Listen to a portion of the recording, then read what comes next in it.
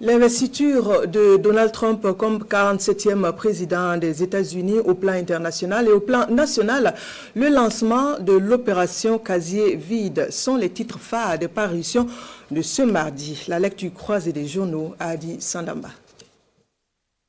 L'opération Casier vide du tribunal de grande instance aura une actualité relayée par l'ensemble des quotidiens burkinabés.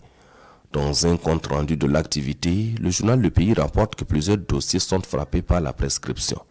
Il s'agit d'une opération annoncée depuis quelques jours par le procureur du Faso près ce même tribunal qui a effectivement connu un début hier 20 janvier avec des dossiers non encore traités depuis plus d'une dizaine d'années, écrit le quotidien des 1200 logements.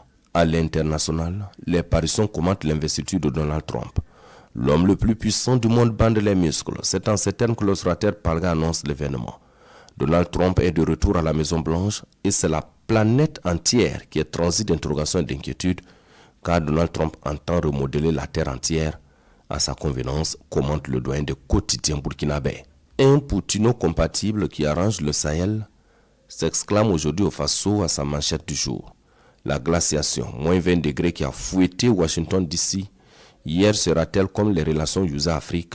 Interrogation de ce canard qui estime que ce comeback de Donald Trump est avant tout le vœu des Américains. Alors, l'Afrique n'est pas le McDo de Trump, lui qui entend finir avec les migrants illégaux. Aussi, avec Donald Trump, tout est rapport de force économique et sur ce plan, l'Afrique pèse peu. Le Sahel, qui s'est teinté de pouvoir qu'acquis depuis 2020, jure avec les principes et les lois américains qui font que les USA rompent les relations dans ce cas, analyse l'éditorialiste. Mais, paradoxalement, au-delà du fait que les Sahéliens préfèrent un Trump qui annonce les couleurs et n'est pas dans la langue de bois, paradoxalement, le Sahel pourrait aussi récolter l'usufruit de la posture de ce président iconoclaste.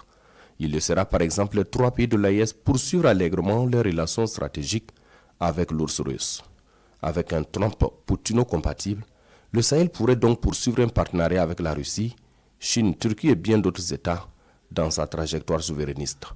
Attention cependant, Donald Trump est un personnage personnel, imprévisible, qui fonctionne sur le registre de la confiance avec l'altérité. Le Sahel et le Sahara dans son ensemble gagneraient à explorer toutes les pistes du bilatéralisme pour renforcer leur économie, car nul ne peut vivre en autarcie face aux États-Unis d'Amérique, à commencer par le dollar qui demeure incontournable, prévient mon confrère.